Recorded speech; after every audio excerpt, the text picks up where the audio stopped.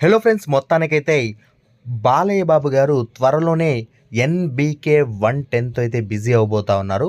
So ఇక 110 తర్వాత ఏ డైరెక్టర్తో చేయబోతున్నారు అంటే అసలు మనం ఎక్స్పెక్ట్ చేసి ఉండము. హరీష్ శంకర్ గారితో, పవన్ కళ్యాణ్ గారి డైరెక్టర్తో నటసింహం సినిమా. సో పవన్ కళ్యాణ్ గారిని ది బెస్ట్గా చూపించినటువంటి క్రెడిట్ ఎవరికైనా దక్కుతుందా అంటే అది హరీష్ శంకర్ గారికి దక్కుతుంది. సో ఒక మంచి మాస్ పల్స్ తెలిసినటువంటి డైరెక్టరు, అలాంటి డైరెక్టరు బాలయ్య బాబు గారితో మూవీ తీస్తే ఎలా ఉంటుందో త్వరలోనే మనం చూడబోతున్నాం. ఎన్బీకే 111గా అయితే ఈ చిత్రం స్టార్ట్ అవబోతా ఉంది. ప్రజెంట్ బాలయ్య బాబు గారు ఎన్బీకే 109లో నటిస్తూ ఉన్నారు. తర్వాతి చిత్రం 110గా బోయపాటి గారి చిత్రం అయితే చేయబోతున్నారు. ఆ తర్వాత 111 వచ్చేసి హరీష్ శంకర్ గారితోనైతే చెప్తా ఉన్నారు.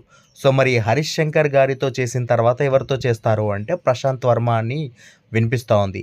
హనుమాన్ డైరెక్టర్ అయినటువంటి ప్రశాంత్ వర్మ గారి